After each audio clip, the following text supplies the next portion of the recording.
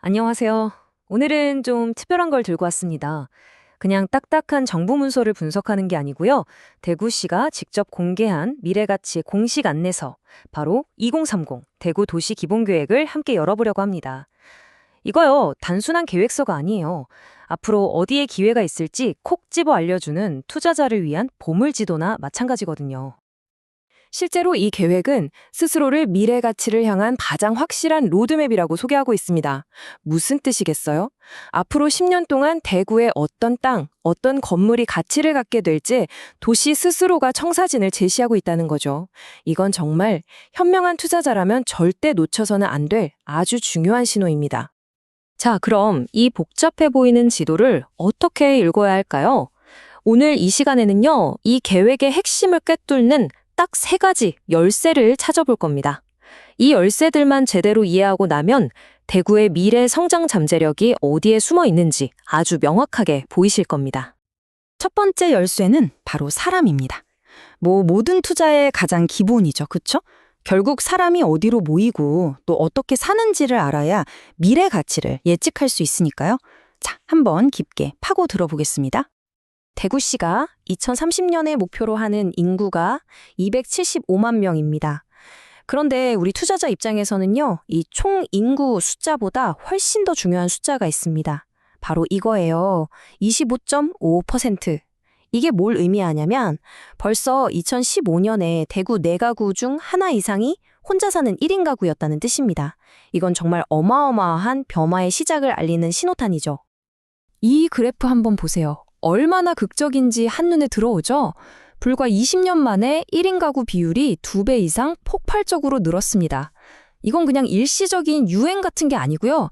대구 주택시장의 판 자체를 바꾸는 아주 근본적이고 거대한 흐름인 겁니다. 그렇다면 대구시는 이런 변화에 어떻게 대응을 할까요? 이 도넛 차트가 그 답을 딱 보여줍니다. 미래 주택 공급 계획의 절반이 훌쩍 넘는 56.5%를 공동주택, 그러니까 아파트나 빌라 같은 곳에 집중하겠다는 거예요. 도시가 공식적으로 앞으로는 아파트 중심으로 공급하겠습니다 라고 선언한 거나 마찬가지입니다. 자, 그럼 핵심 정리가 되시죠? 1인 가구는 폭발적으로 늘어나고 시의 공급 계획은 아파트에 맞춰져 있다. 이 두 가지를 합쳐보면 결론은 아주 명확해집니다. 앞으로 대구에서는요, 교통 편한 도심의 소형 아파트에 대한 수요가 구조적으로 그리고 아주 지속적으로 늘어날 수밖에 없다는 겁니다. 자, 이제 무엇에 투자해야 할지는 감이 오셨죠? 그럼 두 번째 열쇠를 통해서 어디에 투자해야 할지 알아보겠습니다. 이 도시기분 계획은요, 대구의 미래 지도를 완전히 새롭게 그리고 있거든요. 대구의 미래는 바로 이 1도심, 4부도심, 5성장 유도 거점이라는 새로운 틀 안에서 움직이게 됩니다. 예전처럼 그냥 시내 한 곳만 중심인 게 아니라 도시 곳곳에 새로운 성장 엔진을 여러 개 달겠다는 아주 큰 그림인 거죠. 바로 이 새로운 중심지들이 미래 투자의 핵심 타겟이 되는 겁니다. 여기서 진짜 흥미로운 점은요, 각각의 거점마다 아주 명확한 역할을 부여했다는 거예요. 예를 들면 서대구는 산업과 교통의 중심, 현풍은 4차 산업혁명 기지, 안심은 의료와 연구개발, 동대구는 광역 비즈니스 허브, 그리고 수성은 지식과 레저의 중심지, 이런 식이죠.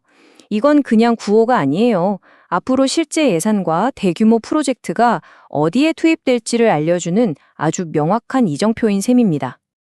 자, 마지막 세 번째 열쇠입니다. 이 새로운 중심지들에 과연 어떤 피가 돌게 될 것인가? 바로 경제 엔진에 대한 이야기입니다. 도시의 경제 구조가 어떻게 바뀌고 또 이걸 뒷받침하는 인프라가 어디에 깔리는지를 보면 돈의 흐름이 보이기 시작하거든요.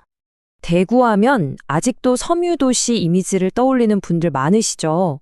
하지만 그건 이제 과거의 이야기가 될 겁니다.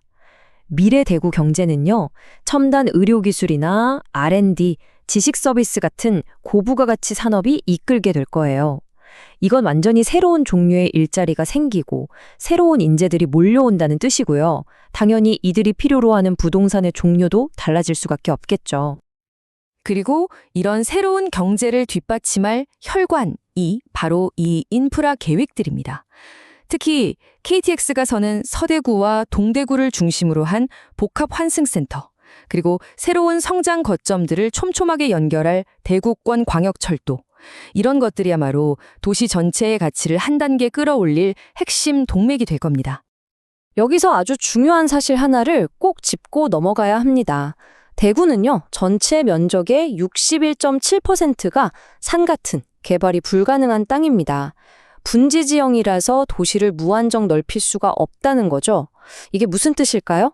개발할 수 있는 땅이 정말 한정적이라는 겁니다.